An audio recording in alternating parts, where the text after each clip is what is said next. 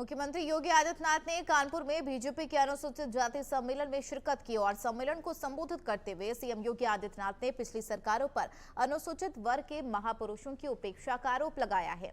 CM योगी ने कहा कि पिछली सरकारें अनुसूचित वर्ग के महापुरुषों की जयंती नहीं मनाती थी, उनके नाम पर बने स्मारकों भवनों को हटाने का काम करती थी।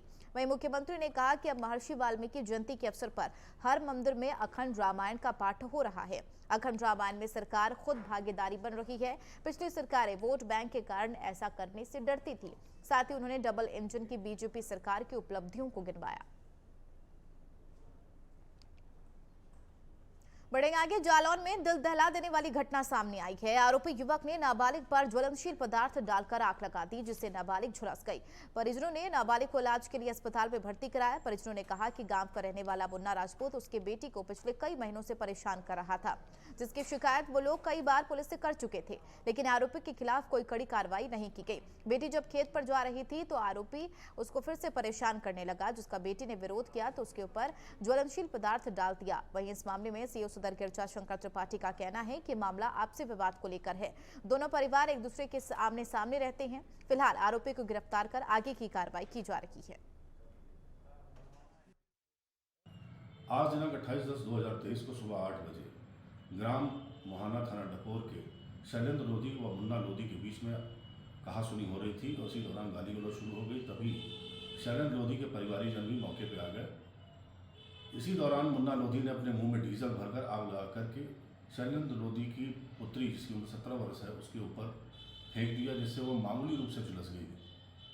तत्काल इस सूचना पर मौके डपोर पुलिस रवाना होकर गई और अभियुक्त को गिरफ्तार कर लिया गया है। बच्ची को उपचार हेतु हॉस्पिटल रवाना किया गया है।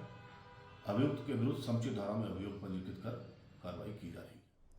बदायूं में नगरीय और ग्रामीण क्षेत्रों में महर्षि वाल्मीकि की जयंती हर्षोल्लास के साथ मनाई गई। जयंती पर कई कार्यक्रम भी आयोजित किए गए। इस अवसर पर स्वच्छग्रहियों को सम्मानित किया गया और मंदिरों में रामायण पाठ का आयोजन किया गया। उल्लेखनीय है कि महर्षि वाल्मीकि वैदिक काल के महान ऋषियों में सम्मिलित है।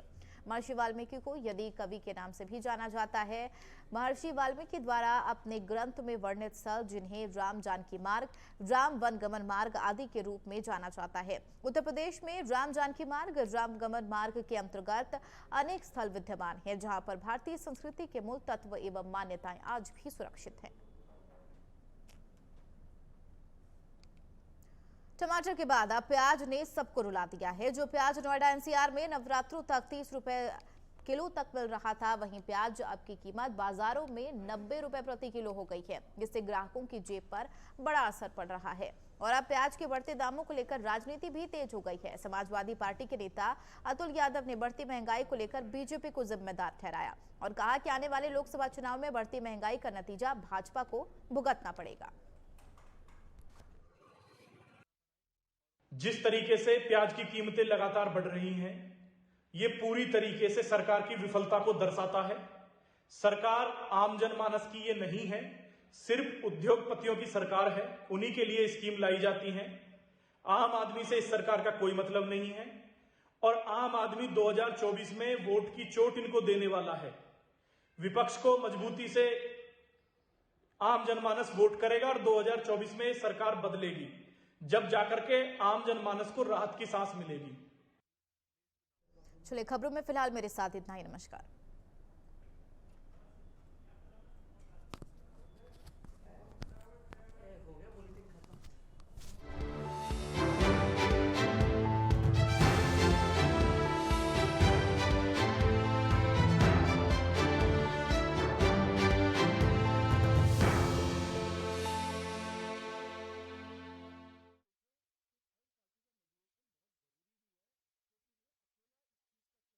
देश और दुनिया की हर बड़ी खबर के लिए सब्सक्राइब करें नवतेज टीवी और पल पल के अपडेट्स के लिए बेल आइकन को दबाना ना भूलें, क्योंकि आपकी खबरों का भरोसेमंद साथी है नवतेज टीवी।